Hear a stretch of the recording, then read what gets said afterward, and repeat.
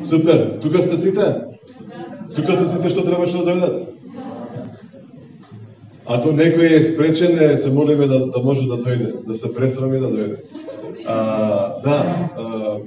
Бидејќи видите, живееме во свет, живееме во околина која што не секогаш е, како да кажам, не секогаш е на наша страна, ајде така да го кажеме. Така да очигледно е дека секогаш ќе има притисоци, дека секогаш ќе има тензии, дека секогаш ќе има, или пак не секогаш, али има тензии, има притисоци, има борба.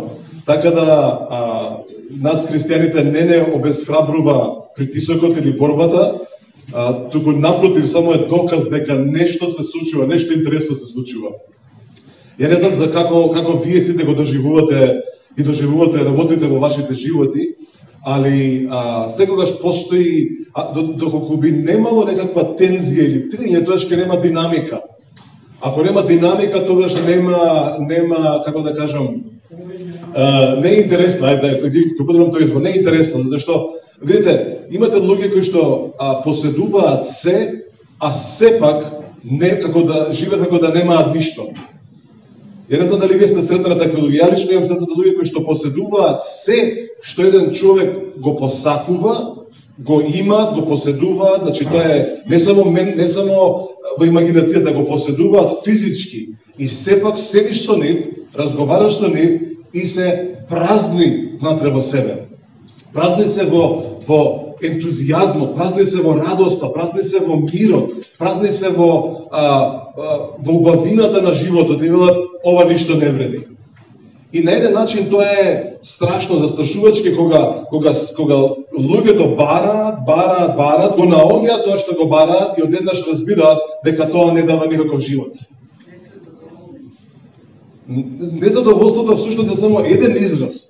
Празнотијата е всушност состојбата која што луѓето имаат. Бараат, сакаат, посакуваат, копнеат, работат за такво нешто, го даваат својот живот за такви работи и потоа сваќаат дека тоа е празно.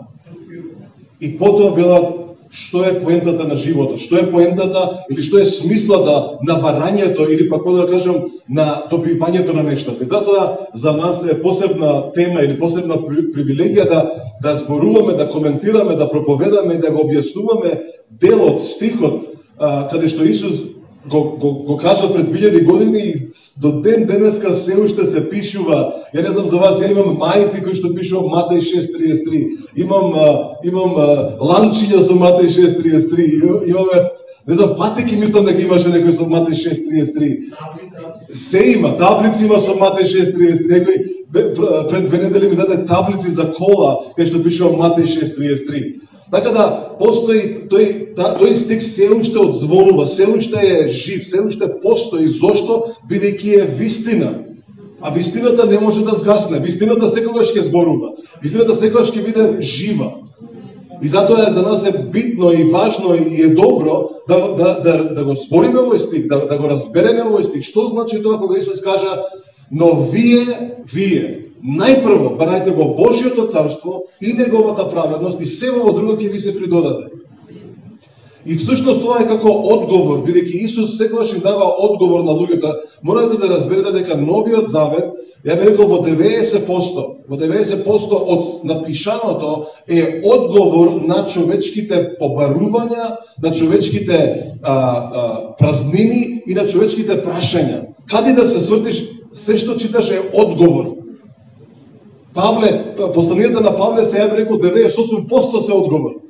На некои места има откровенија кои што се зачудувачки, али повеќето се одговори на прашања. И ние ги читаме и викаме како овој Павле не е константен во своето пишување, нели не е типичен писател. Ние читаме дека тој ги напишал повеќето посланија од Новиот Завет, ама луѓе кои што студираат литература велат многу е добро напишано, ама не е добро составено. Би можел да зборува на друг начин, но работата е што Павле одговора на прашања, на практични прашања за црквите, за христијанскиот живот. И штетно е кога човек верува во Исус, ќе кажам вака, кога еден човек верува во Исус, го посветува својот живот на Исус, го сака Исуса, ја има Библијата во своите раце и не ја практикува, има штетни последици врз неговиот духовен живот, кога Словото го имаш, го поседуваш, го читаш, ама не го применуваш. Дали го разбираме тој дел? И потоа ние се чудиме, зошто има вакви работи што им се случуваат на верниците? Зошто вака страдаат? Ја верувам дека, да, Исус ни кажува, апостолите ни кажуваат, Словото ни кажува дека во овој свет ќе имаме страдања, ќе има страдања, ќе има притисоци, ќе има борби. Но, многу јасно пишува, или ја би ја рекол, за мене многу јасно поделбата на намерни страдања, или подобро кажам, на неизбежни страдања, и потоа имате некои непотребни страдања. Ја би рекол дека повеќето од твоите и моите денеска во Македонија се непотребни страдања. Зошто? Бидејќи ниту имаме прогонство денеска, значи нема прогонство денеска. Може би има некоја форма некоја суптилна форма на нешто каде што не се чувствуваш убаво ти како христијанин. Ги нема твоите зборови не се ценети од луѓето. Кога ти ќе зборуваш, луѓето дека да бе ајде бегај ти со твојата вера и ти леле се навредив, не се чувствувам, и плачеш долу некој ќош. И те гледа Стивен од вакво, или Стефан од првата црква и вика, што плаче бе овај? Што им стана на овие? Многу емоционални сте вие. Кој ве воспита вака? Мајка ти вака те воспита? Така да, постојат страдања, ама ја би рекол, во голема Америка се непотребни страдања и не се врз основа на прогонство на верата, него се врз основа на нашата неукост или пак на нашата неподобност како да го живееме овој христијански живот или што да употребиме да се заштитиме самите себе од себе си. Најголемата заштита што имаш за себе си е кога го читаш Словото. Дали го разбираме тој дел? Значи, читај го Словото и ќе се заштитиш себе си од себе си. Зошто? Бидејќи имаш практични правила, имаш практични одредби, имаш практичен начин на живот. И сега ти и јас го игнорираме тоа и доаѓа нешто те мачи и кажеш, каде си Господи? И Господ не ти одговара тоа. Знаете, јас сум го доживел во мојот живот. Моментот кој ќе прашаш Господи, каде си, тој скоро никогаш не одговара на тоа прашање. Не ти одговара, се друго ќе ти одговори, на сите други прашања, ама на тоа прашање не ти одговара. Зошто? Бидејќи се смета за голема глупост. Затоа што тој самиот не може да ти одговори, бидејќи не знае да ти даде друг одговор, бидејќи веќе ти го дал одговорот. Ќе бидам со вас до крајот на вашиот живот, на крајот на светот. И за ти му бараш уште еден одвика, немам друг одговор, тоа е. И ти прашаш, вика, бе, не знам што ти кажам, ја веќе ти кажав одговор. Така да, не го прашај Исус каде си. Веќе ти дал одговор. Чекај, уште не сме дошли од таму. Сега малку морам да вовед во овој стих. Така да, практичноста на христијанскиот живот не се состои само од тоа колку ти се молиш. Или подобро кажам, практичност, како да кажам, дефиницијата за здравиот христијански живот. Значи, постои христијански живот, постои здрав, постои нездрав христијански живот. Постои силен христијански живот, постои многу млад или многу слаб христијански живот. Постои многу креативен христијански живот, постои многу некреативен христијански живот, многу тако сив, како да кажам, црно-бел. Имаше една песна прво црно-бели свет, не знам дали ја знаете. Баш пред некој ден, тоест вчера, нешто бевме на едно место, не мора да објаснам каде, и дечкото кој што го сретнавме, и ми вели, ја викам, која годиште си ти, која година си роден, и го кажа 2000-та. И така ме насме, викам, 2000-та, па ја 2000-та, викам, знаеш колку работи имам направено од 2000-та надаму? И викам, ти сигурно не се сеќаваш на тоа и тоа. Рече, да се сеќам, не, ти се сеќаваш, ти си слушнал, ама не си го живеел тоа. Викам, ја го живеев тоа. Така да, постои еден динамичен христијански живот и постои еден многу спор христијански живот, не досаден христијански живот. И прашањето не е дали Бог е одговорен за двете различни работи. колку сме ние одговорни дали ќе биде динамичен или ќе биде многу досаден христијански живот. Дали ќе биде жив или ќе биде наведом дури и мртов христијански живот. Така да немој да не го кривуваме ниту Бог, ниту ѓаволот. Ја би рекол дека ѓаволот многу пати па и невин за нашите обвинувања. Зашто све фрламе на него, тој е крив. Не е тој крив. Крив е оној кој што не го почитува оно што му е дадено, кој не го користи што ти е дадено.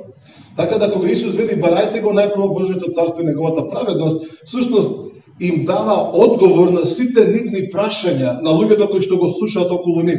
Всушност 32 стих вели дека и незнабожците го бараат Божјото царство. Тоест бараат нешто, не го бараат царството, не го бараат. А интересно е, пред да почитате 6 глава, мора да почитате и 5 глава.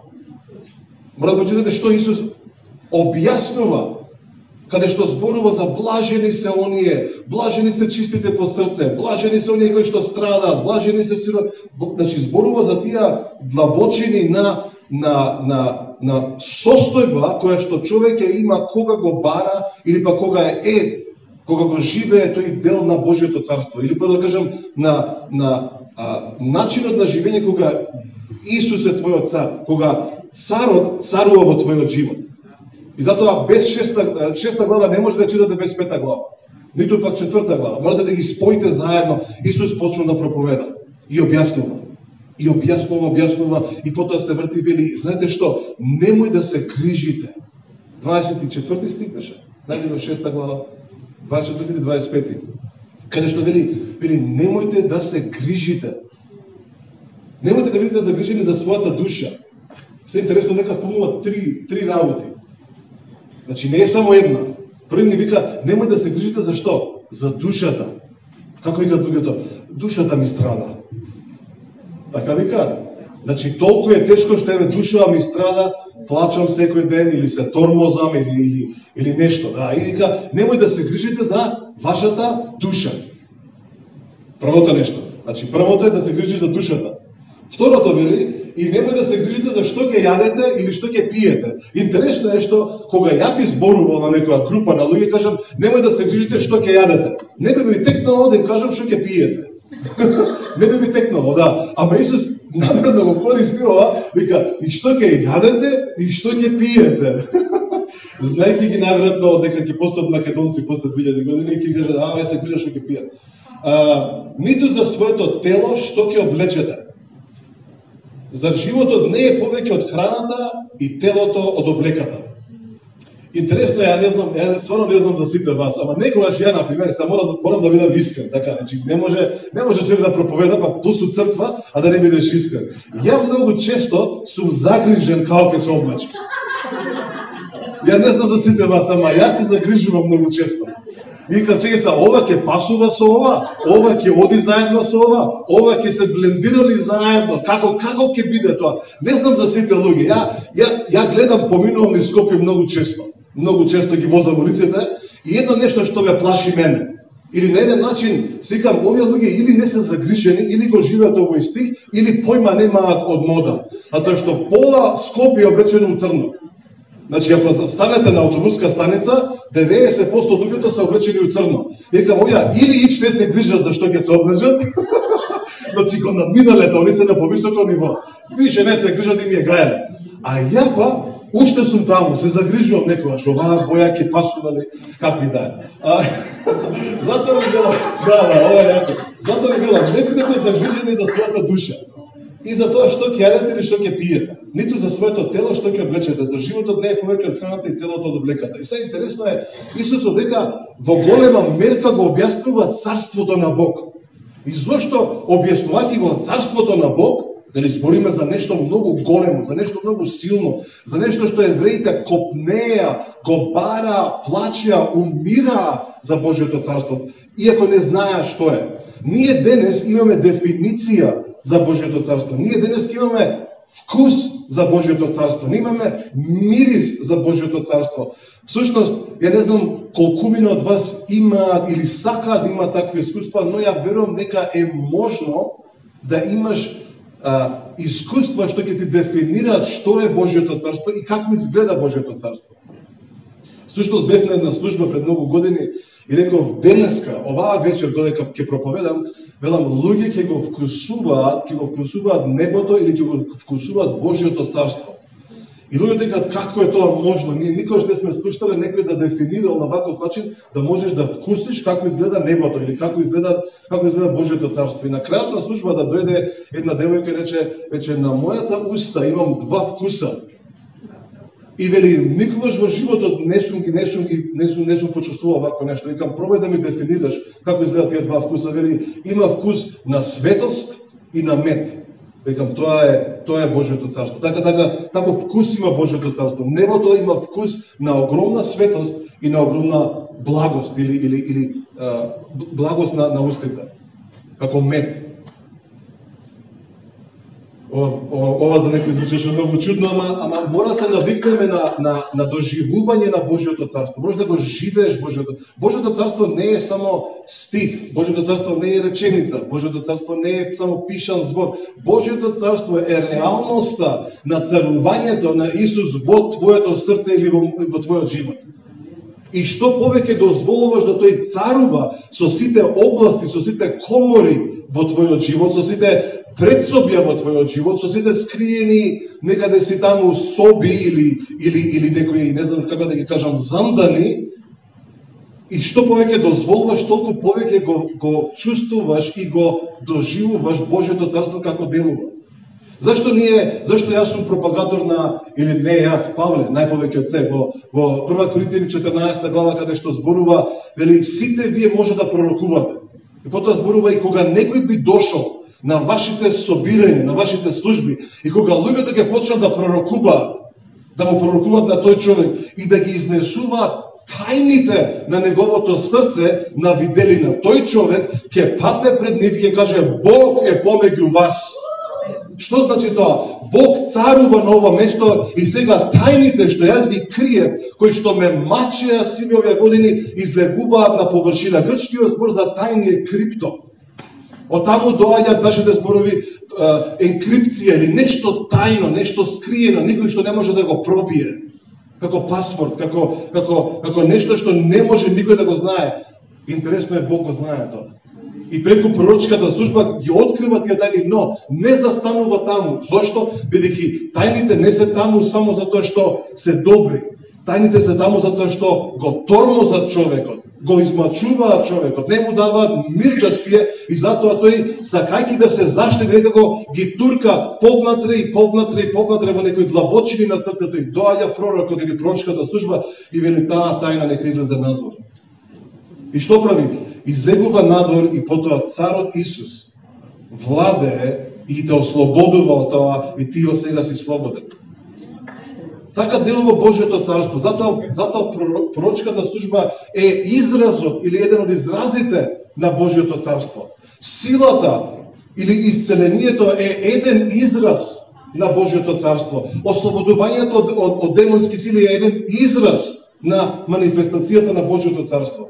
Ова ја кажав оваа историја пред некој ден на една служба. Ова се случи, ова ми е толку свежо или уште го гледам пред мене. Пред 2 недели бев во Холандија и на една служба реков кој тука, ова е малку и застрашувачка историја, но е вистинита историја. И реков кој од тука никогаш во животот не му било пророкувано или пак никогаш не слушнал ништо од Светиот Дух. И тројца луѓе станаа. И ја почнав да им зборам едниот, вториот и една женичка, така ќе ја наречам женичка, некој си колку, помеѓу 60-70 години, према 70 повеќе беше. Стои тука пред мене, дотерана, како да кажам, ништо страшно на неја немаше, ништо не индицираше што ќе се случи понатаму. И ја велам, пред да те прашам било што, пред да ти пророкувам било што, ја слушам Исус како ја зборува вистината за самиот себе си.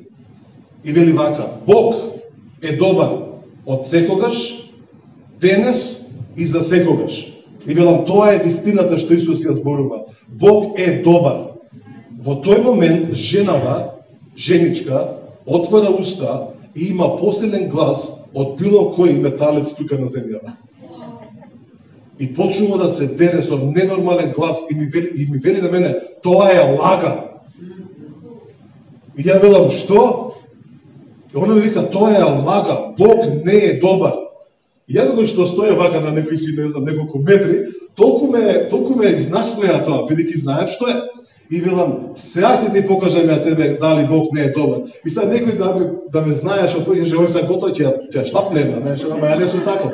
Идам на кај нејзе, она се тресе и со силен глас почнува да зборува против Христос, почнува да зборува работи.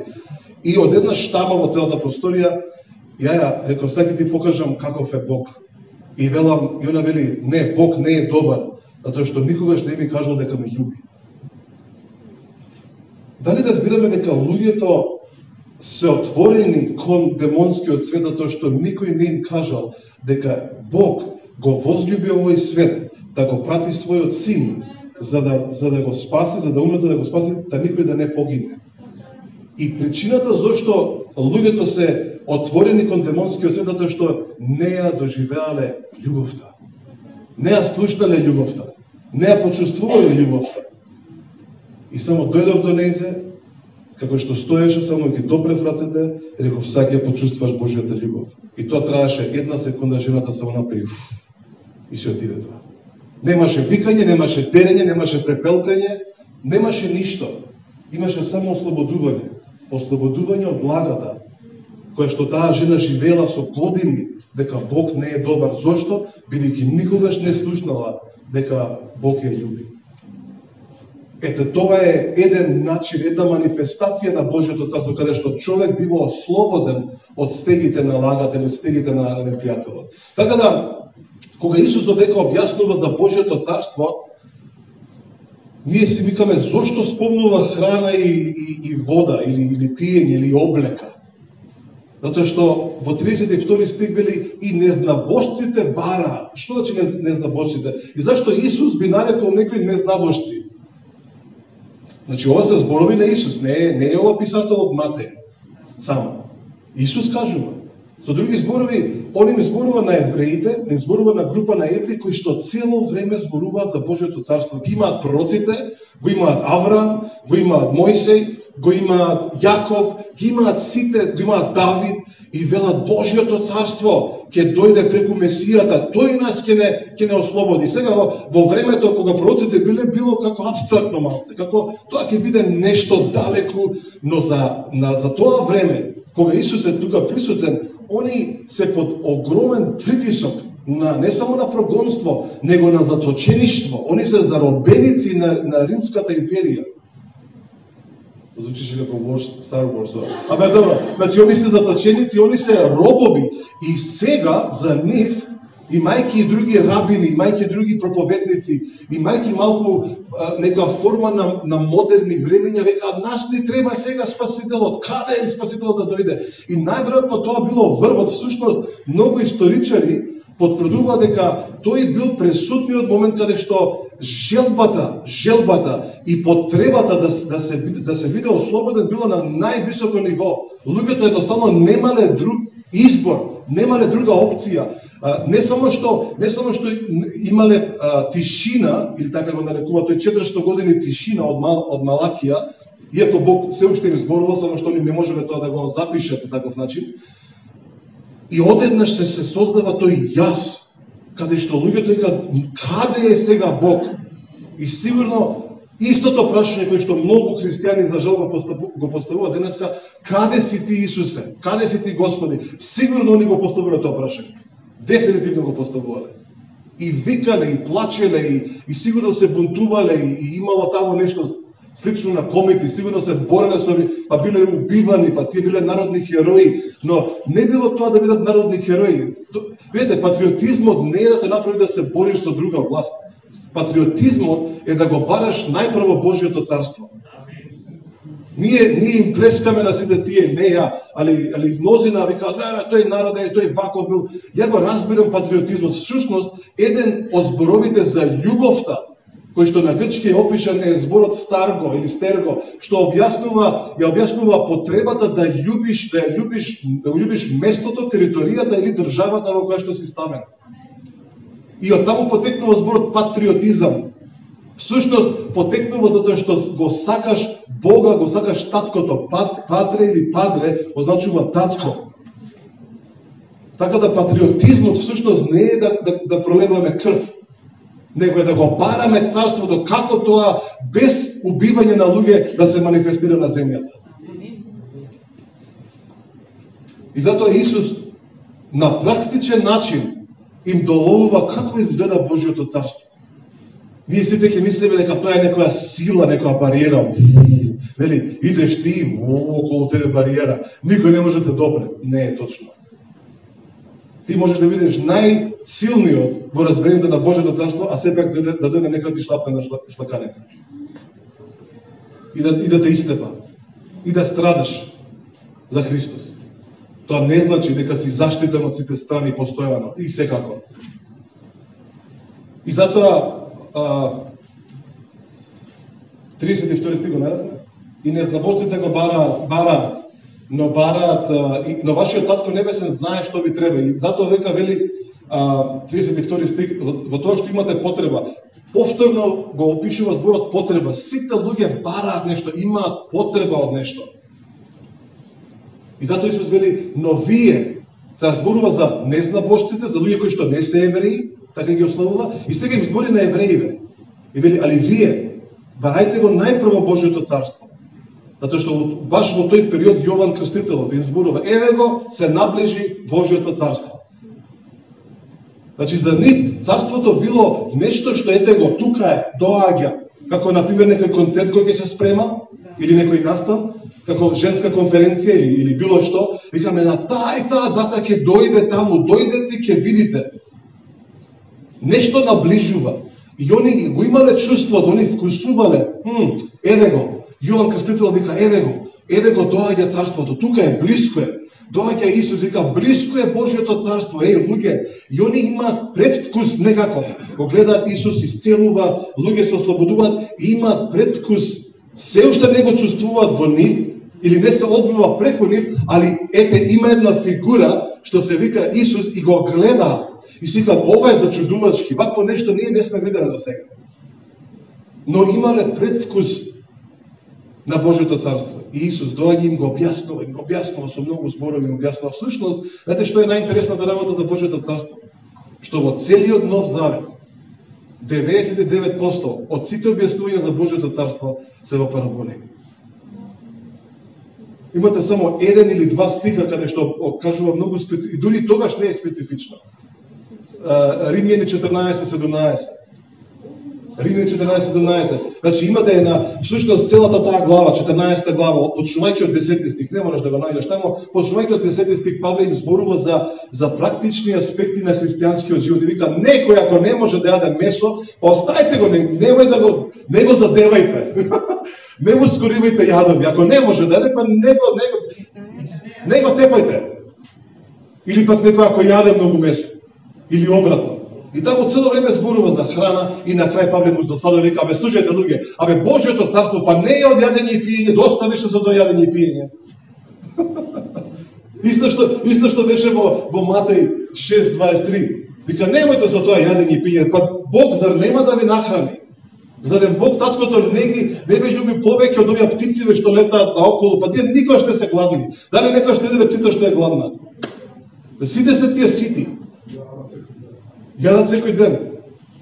И тоа јадат од тоа што ти не мислиш дека е јадење. Јас се сеќавам пред можеби 10, можеби 15, 10 години. Бевме некаде некој пат и застанавме на автопат и јадеме нешто, баш на клупа беше. Нико, баш ќе спомнам Нико, јадеме нешто и многу трошки се направија на масата. И Нико како добар, како да кажем, послушник, вика, тато да го исчистам, викам, не, остави го.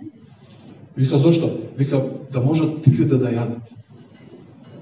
И се замислите, ја, како човек, замислен, таму ќе стигнеме, на тој пат ќе стигнеме, на таа улица, ваму треба да одиме да патуваме 2 дена, и ја мислам за птиците. И се замислите, Бог таткото каков е. Цело време мисли на нив и цело време ги храни.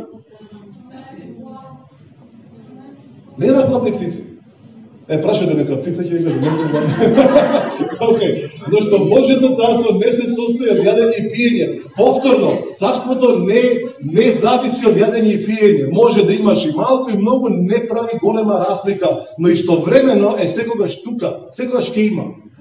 И не се грижите што ќе облечете, али вика, ова е Божјото царство. И сега тука, единствено тука, дава дефиниција што е Божјото царство.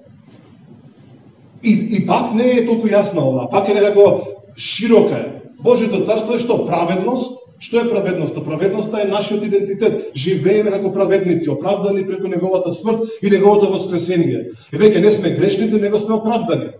И живеете на таков начин. Второто, мир. Што е мирот? Мирот е дека Бог нас не оправда, Исус не оправда и сега имаме мир со Бог.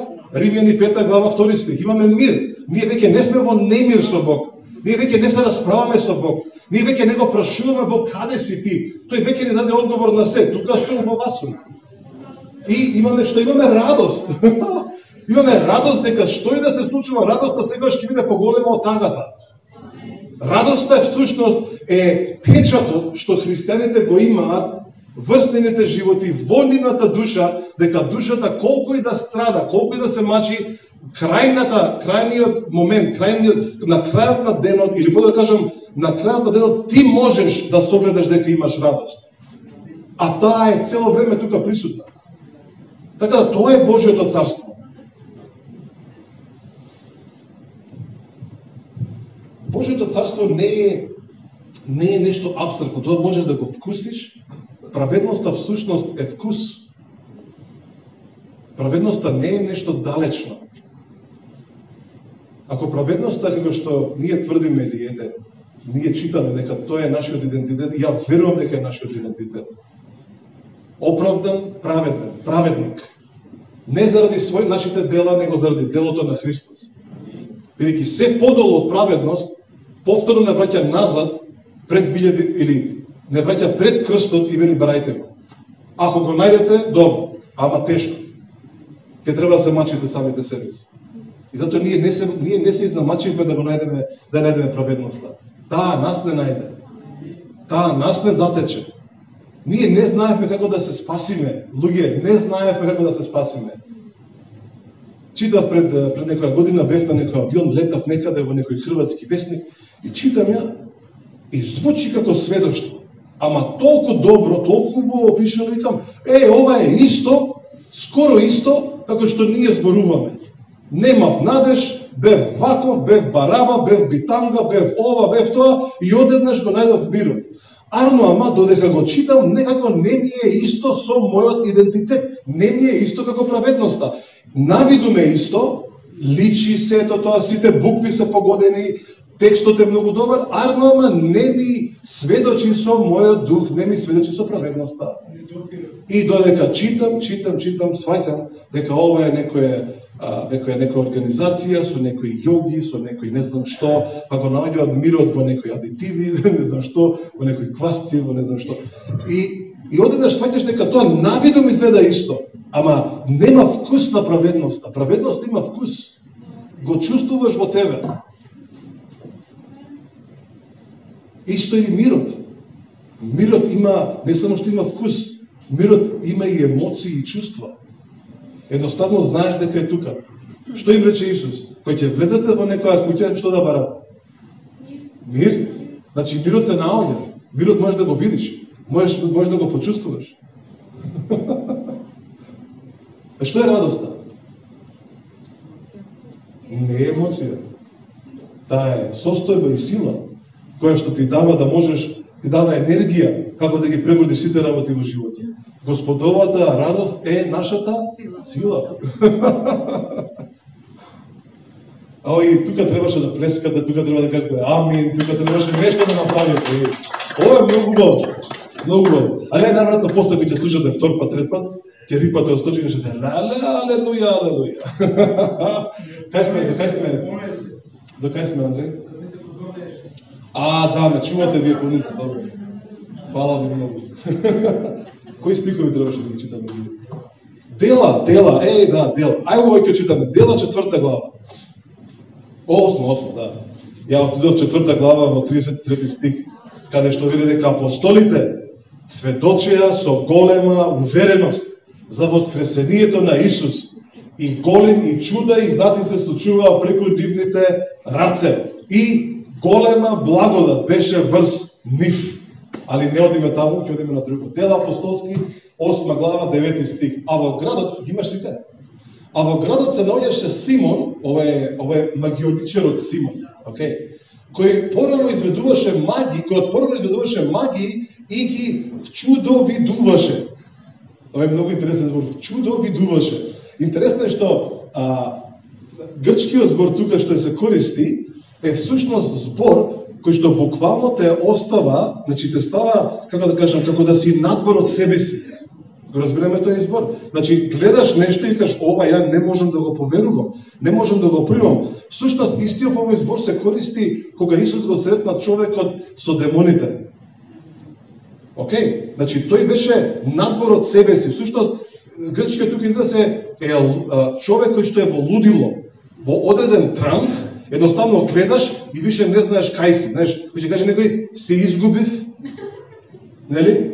Не паднало несвест, него се изгубив. Она се губиш и вака и каже, готов. Значи, надвор од себе си. Всушност, на англиски има еден многу интересен израз, не знам дали сте го слушали некојаш, се вика flabbergasted. Се го слушаме тој збор. Значи, тоа е таква состојба, што ти више немаш никаков увид во таа состојба, не можеш да резонираш, не можеш да кажеш ова е, тоа е, него едноставно немаш на што, немаш референца, немаш на што да се фатиш, како преседан во твојот живот. Гледаш и немаш што да кажеш, затоа што немаш зборови. Гледаш и си толку запрепастен од тоа што немаш што да го поврзеш, нешто неверојатно. И сега замислете, тоа се случува со магија. И вели, кој ги вчудовидуваше самарискиот народ, тврдејќи за себе дека тој е тој, или дека е голем човек. Идеме следниот. Вели, него го слушаа сите, и сите велеа, ова е голема Божја сила, или во други преводи вели, ова е голем Божји човек. Значи, замислете, Самарија, дел, област, овие се уште се некои од патници од евреите. Значи, има долга историја самарјаните, затоа евреите ги мразеле самарјаните, не келе да ги погледнат. И за нив овој бил Божји човек. На еден начин бил како еве го сега дојде тој, Божјата сила е помеѓу нас, Божјиот помазаник е, зашто немале друга референца, немале на што да се фатат, не знаеле за нешто друго. Може слушнале некои од нив или жената од Самарија, ама овие сега го гледаат овој човеков и викаат ова е неверојатно. И вели и го слуша, а го слуша затоа што долго време ги восхитуваше со своите магии. Значи ова било буквално не еден ден, значи не било само шоу, доаѓа циркусот, нешто прави, него секој ден им правел нешто, правел чуда и знаци или нешто што луѓето живееле во тоа, вау, тој човек Симон тој е топ. Тој ќе те ослободи, ако ти треба нешто иди кај него. Немале над него нешто да видат, да се зачудат. И сега еве го Филип доаѓа. Значи Филип евангелистот доаѓа во Самарија. Вика добар ден на сите. Како сте денеска? И сега тој е за нив обичен човек, нели? Некој си таму евреин, некој си Филип и им доаѓа и што ќе им збори? Ќе им збори нешто за Исус. Што ќе им збори? Ќе им збори за добрата вест. И сега видите што се случува. Вели, и кога му поверува на Филип, затоа што Филип дојде да им проповеда за што? За Божјото царство. Всушност, грчкиот израз во овој стих зборуваше, ја кажуваше добрата вест за Божјото царство. Многу често ние велиме, зашто си ти пратен? Јас сум пратен да ја кажувам добрата вест. Зашто? И ние тука некако ставаме некоја блага кривина и викаме, па добрата вест за спасението. Да, ама спасението е само еден дел, еден израз од манифестацијата на Божјото царство.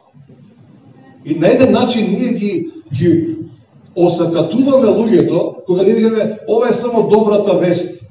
И сега добра вест може да е добра вест и до 1 милион евра, нели? За некој тоа е добра вест. Али кој ќе нагласиш добрата вест за Божјото царство, тогаш се менува. Тогаш прашањето е, какво е ова Божјо царство? Што е тоа Божјо царство? Еве го Филип. Вели, кога му поверува на Филип, кој го проповедаше евангелието за Божјото царство и за името на Исус се крштева мажи и жени. И слушате се што се случува после тоа. Самиот Симон поверува, откако беше крстен, му се придружи на Филип, гледајќи чудотворни знаци и могни дела што се збиднува, се восхитуваше. Значи, еве го човекот кој сите се восхитува од него. Значи немаше поголема референца на восхит од Симон. И сега доаѓа Божјото царство и Симон вика, ја вакво нешто до сега не видам. Дали можете да замислите што било тоа, што било поголемо од поголемото?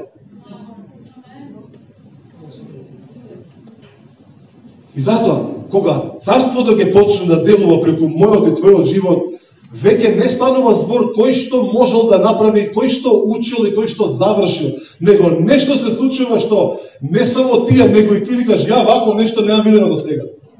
Ова е неверојатно.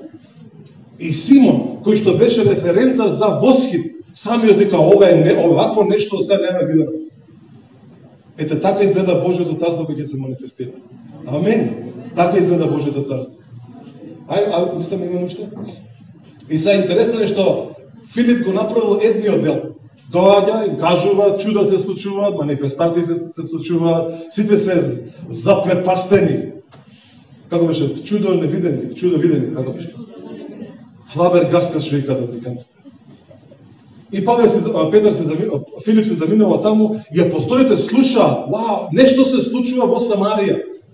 Филип си ја заврши работата и ни ја кажа добрата вест и си отиде каде? Но друго место, да ги запрепастува други луѓе. Со што? Со добрата вест на Евангелието на Божјото царство. И тогаш апостолите викаат, брзо сега да им ги пратиме Петар и Јован, мислам дека беше.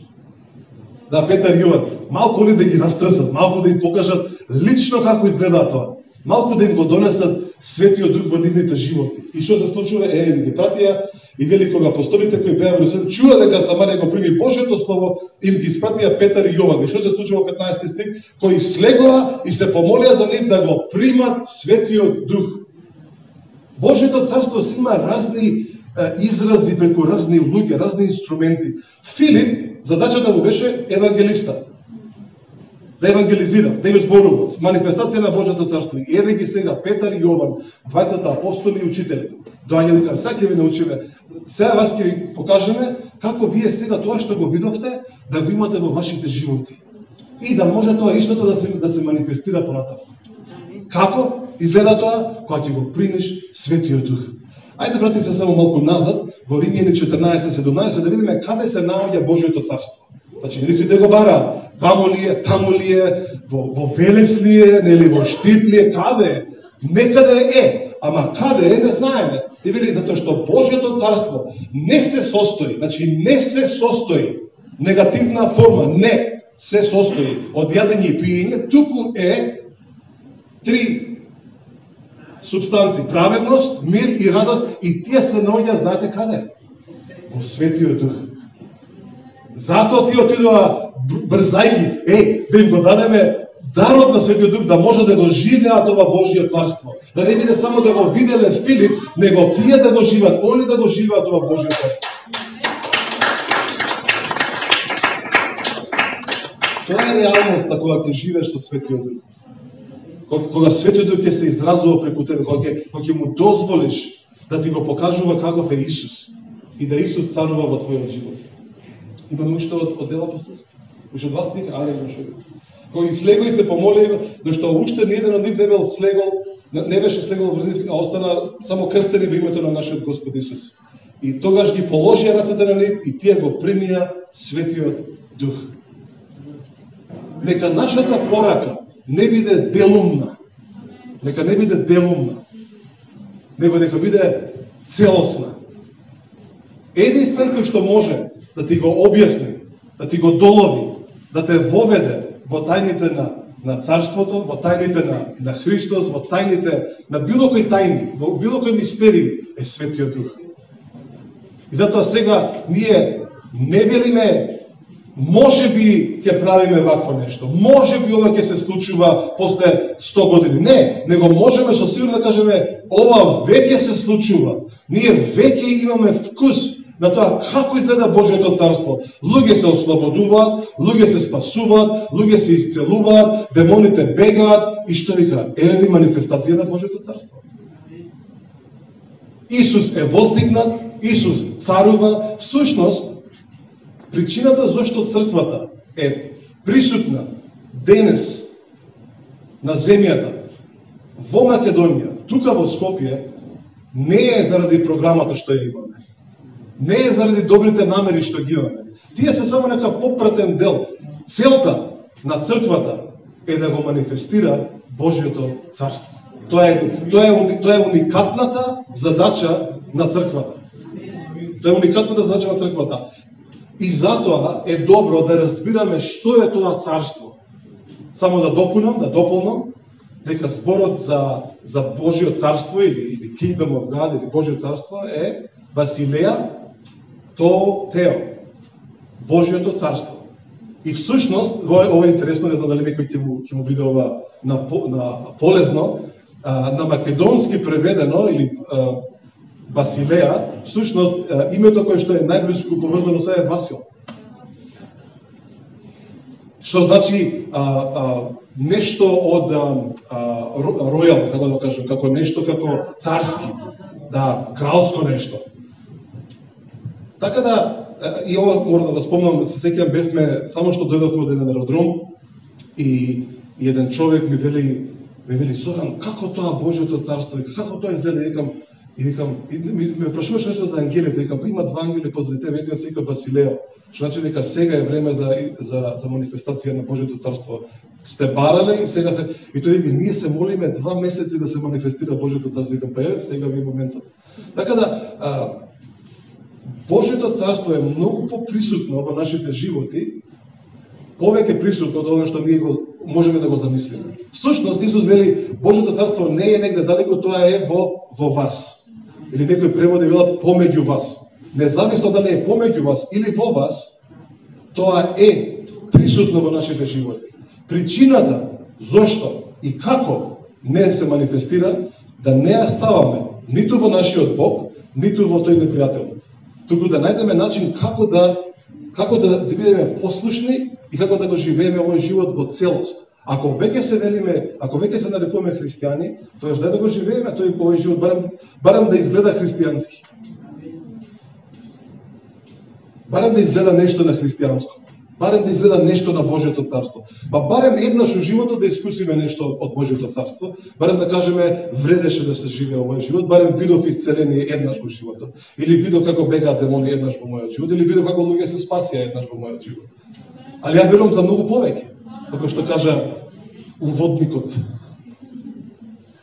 За многу повеќе. Затоа што Божјото царство не зависи од ниедна култура, не зависи од ниедно мислење и не зависи од ниедно, како да кажам, ограничување. Тоа само по себе си функционира. Сега во моментот Божјото царство се манифестира таму каде што наоѓа простор или место или војност да се манифестира. Сега во моментот. Наше е да го приметиме. Добро е ова, добро е да сега. Уште колку време имаме, стихове уште многу, уште колку време имаме. Чекај да видим. А уште 4 минути. Сам си ги припишав 4 минути. Ајде 5 по-благо. 5. Знаете, да се бара Божјото царство, можеме вака да го преведеме. Најлесен превод би бил овај. Ние веќе не го бараме Божјото царство. Затоа што бевме најдени од него. Знаете што правиме ние сега? Ние сега го истражуваме Божјото царство. А уште ќе кажам. Ние не го бараме Божјото царство и што се има во него, него ние сега го истражуваме. И ги истражуваме сите можни полиња како тоа и што се има. Овој пример го имам кажано неколку пати, најверојатно многу пати, ама можеби е добро да го слушнеме уште еднаш. Најголемата проблематика што се случува во црквите, во начинот на објаснување е следно. Бидејќи спасението или учењето за спасението е ставено на највисока и на крајна форма на израз на она што ние го бараме, и кога еден човек ќе поверува, вели ќе се спаси, сите велиме бравос, ти се спаси. И велиме, и потоа ги учиме луѓето, ајде сега ти да го научиш твоето сведоштво, нели, да го научиш на памет, како си бил, па да го кажеш тоа, и да бидеш благодарен за спасението. Значи тоа нема ништо лошо во тоа. Но ова е осакатувањето. Со ова се ограничуваат нештата. Исус вели ова. Исус вели му вели на Никодемус во Јован 3:3, вели ако не се родиш од озгора, не можеш да го видиш Божјото царство. Тоа е 3 стих. 5 стих вели, ако не се родиш од озгора, од дух и од вода, не можеш да влезеш во Божјото царство. 2 работи. Гледање и влегување. И сега, оно што се случува е, кога човек бива пресведочен од нашето сведочење или од присуството на духот или од водството на духот, и тој одеднаш му се отвараат очите или му се просветлуваат очите и гледа, има врата. Така, има врата, што се нарекува Исус. Знаете, сте читале Библија, Исус вели јас сум вратата, така? Да, Зоран така пишува. И сега, ти му зборуваш на човекот и човекот гледа врата, вика, ова е супер врата, ова е драгоцена врата, ова е светлуцава врата, да кажам, златна врата, и одеднаш влегува во таа врата. И одеднаш тој човек е спасен или влегува во Божјото царство, влегува во реалноста на Божјото царство. И за што се случува? Ние, сакајќи да направиме нешто добро, викаме, ама немој да заборавиш ти да благодариш за спасението. Немој да се возгордееш. Немој ти да станеш горделив човек, да знаеш дека ова не е од тебе. И човек вика, бе, знам дека не е од мене. Ако, ние пак да ти кажеме, ај сега да земеш да кажеш фала за спасението. И сега што му правиме на човекот? Човекот, викаме, ај сега сврти се на кај вратата, нели, влегов, вратата тука е, така. И сега ти, човекот се врти и вика, фала за спасението, Господи Исусе, фала за спасението. И замислете истиот тој човек да целиот живот да го помине, удирајќи се по главика, не сум ја достоен за тебе, Господи, фала ти за спасението. Не сум ја и цело време да ја гледа, само да ја гледа рамката на вратата. И со грбот да му биде свртен на сите богатства што Божјото царство ги поседува. И таквиот човек нема да има можност да иде да ви чека, што е ова? Види какво е ова. Да испитуваш. Да, зашто бидејќи сме го заглавиле одма тука до вратата. Божјото царство е многу поголемо. Да, спасението е убавината на достигнувањето на Исус што го направи за нас. Но сега, кога сме веќе влезени во тоа царство, луѓе, па дај да го истражуваме, да видиме што има за тебе, за мене, за делата што Бог ги приготвил за нас уште пред создавањето на светот. Ефесјаните 2 глава 11-13 стих. Сите го знаеме, по благодат сме спасени, да, знаеме. Не е по дела, и тоа знаеме. Вие сте Божја креација, да, фала ти Исусе, создадени за дела, за да чекорите во нив, чекорите, не да стоите во нив, него да чекорите во нив, дела што Бог ги приготвил уште кога? Уште пред создавањето на времето. Значи, тие те чекаат, тебе и мене. Ние го чекаме Бог, Господи, ние тебе те чекаме. Исус вика, што чекате бе вие? Па ја вас ве чекам цело време. Еко мене, чекаме ни нешто. Нема више чекање. Направам некоја мајца, више нема више чекање. Што пише тука нешто? Иднината е сега, нешто така. Нема чекање, нема потреба од чекање. Сега е време за истражување. Истражуваш секој ден. Што има тука во овој ќош, во оваа сезона, во овој период? Господи, сега сум 20 години, сега сум тинеџер, што да правам? Еве ова ќе правиш. Сега сум во брак, еве сега вака ќе служиш. Сега имам деца големи, еве вака ќе служиш. Сега сум на 50 години. 50 како да е нешто старо, не е старо, 50 најубавото, на полаци некој. Али, и кажеш, јас си имам 60 години, 70 години, па што ако имаш 70 години? Па ти си сега на најубавата возраст. Пред некој ден зборував со едни пастори во Австралија, но ова е многу мора да го кажам. И тој едниот пастор вика, Зоран, имав еден човек, рече ми му седна на телефон и рекол, пасторе, може ли ја да дојдам кај тебе у црква? Ќе рекол, дојди бе, зашо да не доаѓаш? Ама да знаеш, јас сум малку постар. И рекол, ако ние сме отворени за секакви луѓе, нели, не е проблем. Доаѓа човекот и вика, ја имам 101 година. На 101 година човекот почнува да иде во црква или пак се придружува кон црквата. И знаете што викал човекот? Значи човекот иде таму сите, леле, ова ме боли на 30 години, ова ме боли, па глава ме боли, па тоа ме боли, па ова ми фали. Го прашува човекот, ти чичко како си? Никад болje ми вика. Никаш подобро. На 102 години, како се ти деска? Никогаш подобро, најубавиот ден. На 104 години, како се ти? Никогаш подобро. На 105 години, 2 недели пред да почине човекот го прашуваат како се чувствуваш? Никогаш подобро, бидејќи Исус живее во мене.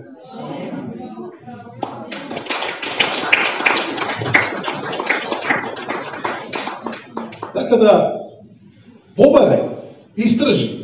Што имам сега, ја во ова, го поминав ова, ама што има сега за мене од Божјото царство спремено, ја да го правам ова. Дали било на 50, на 70, на 90. Ја вчера му пророков на еден човек, вчера во телефон. Човекот го гледам, сигурно имаше, не знам колку години имаше, 80. Викам, нека годините не ти бидат твоја пречка. И викам, имаш уште 12 години, почнам да му кажам што ќе прави, како ќе прави. Човекот се возбуди, почна да плаче, рече, тоа Господ ми зборуваше. Така да нема ограничување. Единствено што имаме богатствата на Божјото царство. Истражувај, барај или побарај, дека ти објасни Духот и почни да ги употребуваш сите работи што тој ти ги дал во твојот живот. Амин. Амин, амин. Океј, да. Може ли јас само така накратко да се помола така, да кажеме на молитва? Па може ќе се случи нешто, да знаеме. Може да станеме сите заедно.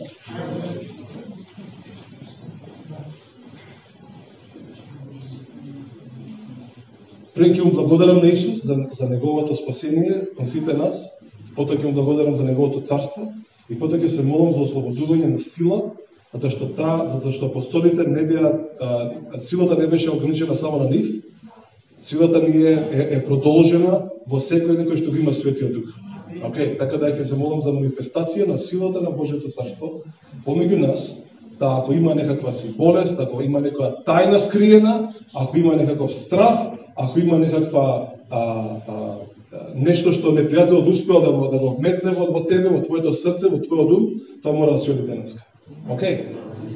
Господи Исусе, јас ти благодарам за твојата жртва на крстот и фала ти што ти воскресна за наше оправдување. И ние сега имаме мир во нашите срца, ние имаме радост во нашите срца, ние сме оправдани заради твоето дело, ние имаме надеж за нашите животи, надеж за работите што се ставени пред нас, околу нас, и ние, Господи Исусе, ти благодариме за силата на Божјото царство. Фала ти, Исусе, што ти си царот и ти го постави Божјото царство да живее во нас и да живее околу нас и да биде видливо за секој еден кој што е во нашите животи. И затоа фала ти што силата на царството ја читаме и се радуваме за тоа што Филип го правеше, дека неверојатни чуда и знаци се случуваа. Нешто што не можеше никој да го разбере, ниту пак го видел претходно. И затоа истата таа сила, истото тоа царство живее сега во нас. И затоа во името на Исус јас зборувам против секаков страф, зборувам против секаква болка, зборувам против секаква напаст или нешто што го напаѓа твојот систем, го напаѓа твојот живот. Јас зборувам против секаква разочараност, против секоја адикција или зависност во името на Исус, заради Божјото царство кое што живее во нас. И сега јас го ослободувам силата на Божјото царство да се манифестира се што е нечисто, да си оди во името на Исус, се што не му припаѓа на Божјото царство да си замине од нас, се што не припаѓа на нашиот живот и на нашата иднина, секакви емоции кои што не врзуваат, секакви емоции кои што не заглавуваат да си одат во името на Исус, се што е лага, да биде оттргнато од нашите животи и единствено да остане вистината која што не ослободува постојано и секојдневно. Така да, татко, фала ти за манифестација на Божјото царство во нашите животи. Фала ти што ќе полагаме раце врз луѓе и ќе бидат исцелени. Фала ти што ќе им зборуваме на луѓето и ќе го доживуваат Исуса. Фала ти што ќе се среќаваме со луѓе кои што ќе манифестираат демонска активност и демоните ќе си бегаат. Фала ти што ќе имаме луѓе кои што ќе бараат и ќе најдат. Фала ти што ќе поучуваме луѓето дека ќе тропат и ќе им биде отворено. Господи, фала Ти што имаме оваа сигурност во Тебе, сигурност во Твоето Слово, сигурност во Твоите ветувања, сигурност во печатите што не ги даде преку Светиот Дух, и фала Ти за Божиото царство што живее во нас. Така да го благословам Божиот народ тука во оваа просторија, на секоја служба, целата црква во Македонија, на Балканот, во името на Исус, манифестација на Божиото царство. Луѓе извадени од својот памет, не виделе никогаш вакво нешто, немале можност да замислат дека вакво нешто постои. Манифестација на Божиото царство како никогаш претходно. Господи, фала Ти, и ние сме послушни, и ние ќе бидеме водени од Светиот Дух, и ние ќе направиме се што ќе ни кажеш Ти, Господи Исус. Амин, амин, амин.